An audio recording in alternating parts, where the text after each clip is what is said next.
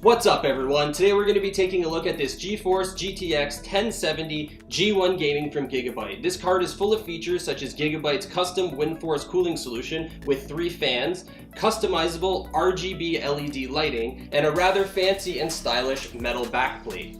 Whether you're a fan of Team Red or Team Green, you've got to admit, this is one nice looking graphics card.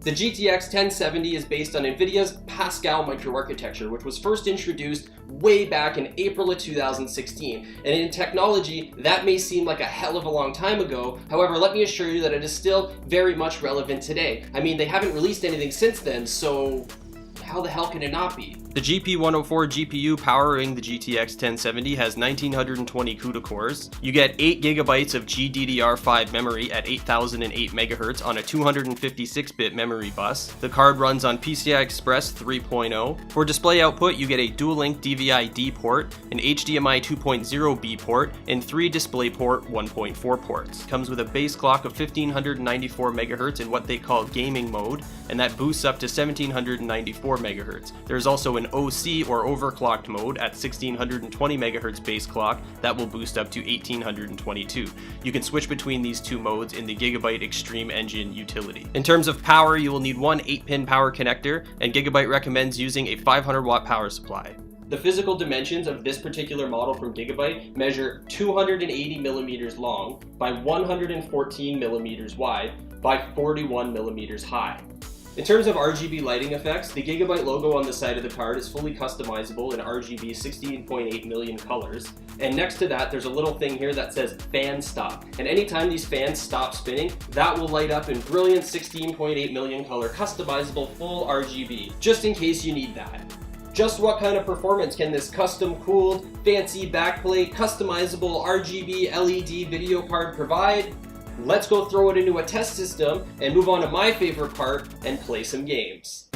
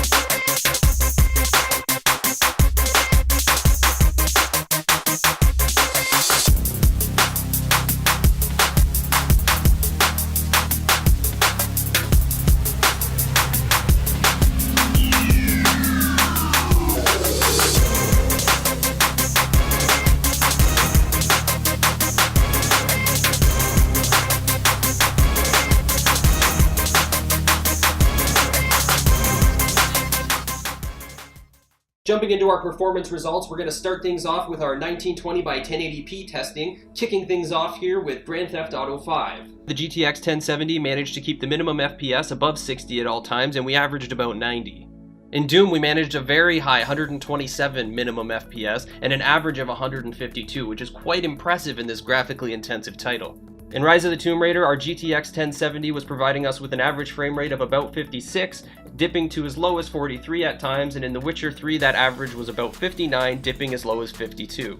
In Counter-Strike Global Offensive and Rocket League, there are really no surprises here. These are not very graphically demanding titles, and as such, we can crank up those image quality settings, and the GTX 1070 absolutely demolishes these titles with an average FPS of 289 in CSGO and 225 in Rocket League. In Overwatch, we were able to manage an average FPS of about 117, with that number dropping as low as 90 at times. Now, this average of 117 is not quite as high as you might want to see with 1920 by 1080, but nevertheless, it's still a respectable result. You have to remember that the image quality settings here are cranked all the way to the max. Now, while this is a really popular online competitive first-person shooter, a lot of people are okay with turning the graphics down a little bit to boost that frame rate up to the 144 or 165 Hz of your high refresh rate panels. The last game in our testing is Subnautica, where we managed an average FPS of an absolute buttery smooth 103, with that number dropping as low as 53 at times in big open world scenes that had a lot of underwater foliage. Cranking up the resolution to 2560 by 1440 and keeping those image quality settings at the highest, this is where this video card really starts to shine in my opinion. Taking a look at Doom and Grand Theft Auto 5, you're going to see very respectable frame rates out of a card in this price range. At 1440p, Rise of the Tomb Raider and The Witcher 3 are pushing this GTX 1070 to what I would consider the absolute limit of what is playable. We are seeing average frame rates in the upper 30s to mid 40s, with the minimums dropping below 30. Personally, I would drop the image quality settings a little bit to boost these frame rates.